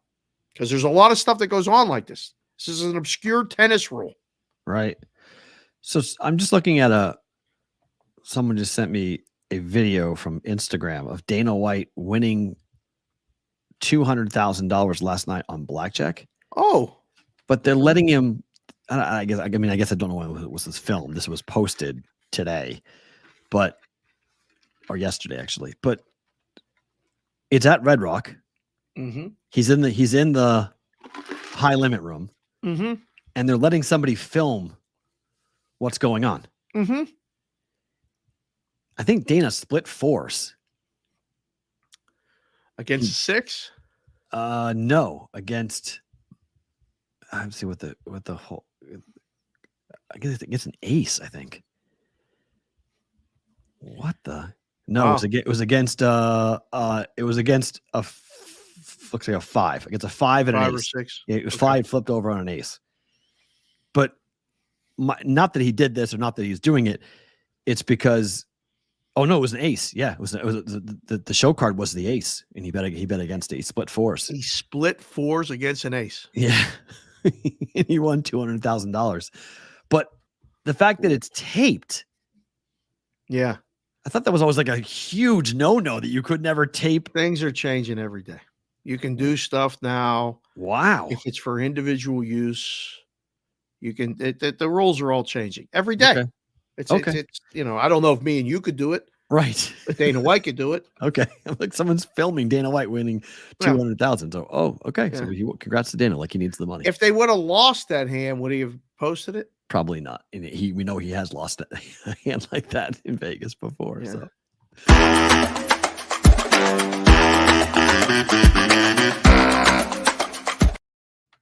Better to book it time. Pelicans tonight, -3.5 against the Magic. Summer League. Magic are 0-3. Pelicans are 1-2 straight. Come up with this one. I bet the Pelicans last time they looked really good. I'm betting them again. Pretty simple. Mm-hmm. I'll book it. I'm 2-1. I don't know. I'm 2-1 so far in my Summer League. So I'll take a chance that you get 500. Go there 2-2. Down the juice. We can do this or we can skip to favorite thing about today because you're superstitious on this. Okay. So you want me to break down my bet? We can on this, but I bet over 9.5 wins for Penn State last night at -130. Why did you do this today? Why? Because Why there's did you do this nothing else to bet. And I knew I was going to bet it at some point this summer. So I said, fuck it. I'll bet it now because there's nothing else going on. And I have to come up with some play for today. I'm not betting anything else. I'm not betting golf. I'm not betting UFC on a Thursday before the weigh-ins. There was literally nothing else. There was one basketball game I liked. That was the Pelicans. I don't like any other one. And then, so I had to find something. So this is the bet I came up with. We can do it if you want, or we can go do it later. Let's do it later because I want to say I want to bet it, but the ceiling is 10-2. Like it would be great if they could beat Ohio State. They could split. They could split. They could beat Michigan at home. That's awesome. That they could, but they could lose to like Indiana on the road or Iowa at home or something. Like I feel like there's a hiccup game in there. There might be, but there might not be. Damn it. Okay, let's not today. Save it. Hold on, real fast. Hold on, real fast. Just to explain. Oh God, what are you have the best edge rusher in the back in the Big Ten. Mm-hmm. You have the best linebacker in the Big Ten. That's cool. You have the best running back in the Big Ten. I mean, you have a top 3 offensive line in the Big Ten. Let's hope so. You have a 5-star quarterback. Oh, it sounds great. Okay. We are. Okay. State. Oh, it's going to be insufferable. Just saying, man. I'll ride it with you. I'm on your board. Ohio State is still undefeated going to the Michigan game. It's all over. It's going to be great. I'll ride the train with you. I'm in. I'm on board. Let's go. I don't have teams. I'm low on Bama this year. I'm looking at Michigan. I'm looking at Penn State. I'm going to be watching way more Big Ten football this year than I have in the past because I think that's where there's going to be more talent and more fun to watch. I think this is a very interesting year. I can't wait to watch LSU. Going to be good. But this football year is wide open. Going to be good. And it's going to be a lot of fun. Good. Yep. It's going to be a lot of fun to watch college football this year. I cannot wait for the season to start. I think we got some real interesting opportunities to see some new blood in the tournament, in the Final Four, in the tournament, in the playoffs. Right. So, and it could be Penn State, not Michigan. This is also a little bit of a hedge off of this because I think Michigan, if they lose to Penn State, they won't get to the playoffs. Penn State could wind up being the rep. Ohio State could still be there, but I just think there's some people in Columbus worried about Ryan Day. They like him. They like him, but they aren't sure he's going to win the big one as much as they would like. And they got a problem at quarterback. Problem. They have questions at certain positions. Right. So, all right. Favorite thing about today is what? One, that there's no games. Like it's kind of refreshing. There's no. I mean, there's basketball games, yes, but there's no baseball. There's tennis on. There's golf. Refreshing is the word you're going to use. Okay. Yeah. I mean, we talked about crap sports. I can't get that out of my head. So some might say it's depressing. No, it's refreshing. Yeah, it's or depressing. Nice. It's good. Depressing. And the other thing is that we're going to meet Mr. C. Say hello, hang out, whatever. Sign him up for the contest. Making arrangements. We're getting text messages. There's all these other things. It's all happening. It's football season. All right. I fucking said it. It's football season. You're right. It's officially football season. Okay. We're talking about, but you got me all fired up for the Penn State thing now. Should. It's a big year. I'm trying to stay calm. Chef Why? Benny's in here singing the alma mater and the Be excited. I think this is going to be house said don't lose the Maryland game at home. God, well, that's the problem. That's the look ahead spot, right? That's where you play Ohio State Yeah. next. You play Michigan next or Ohio State next. Who's the one after Maryland? One of those two games is after Maryland. There is a big look ahead spot at Maryland's definitely a game to be worried about. Yeah, then the Michigan game. Yeah, it's Michigan game. Yeah, so the look ahead spot's definitely a concern. Damn it! All right, But I don't need the cover. I just need the win. So I think you'll win. Maybe not cover, but I think you'll win. Mr. C, we'll see you in about 30 minutes down at the. And that is my favorite thing about today. I love meeting brigade members. I love getting a chance to hang out with people. The proxy service is it's a cool thing that we're doing it, but the other stuff that's happening because of it, to get the face-to-face, to get the conversation, to meet these people and to have the chance to be face-to-face with you guys and to do things like this is pretty damn cool. I mean, it's been really fun and we're only going to get even more busy over the next 6 weeks. It's going to be awesome to see you guys coming in. So we got to see Big Business. Yeah. And meet his wife and his mom. And she said he watches you guys every day. He told her he came to Vegas for one thing and one thing only. It was a picture with you and me. It's incredible. I mean, like seriously, it's incredible. Yeah, it's cool. It's fun. And, we're going to need a step stool for Mr. C today. I can't wait to see how tall he is. This is going to be fun. He will be, unless taller than AC? Unless AC does the proxy service, he'll be our tallest customer. I think Mr. C is the leader in the clubhouse to be our tallest customer this year. Very cool. We'll see you in 30, folks. We'll see you tomorrow for a roll call Friday. Hit the like button, subscribe.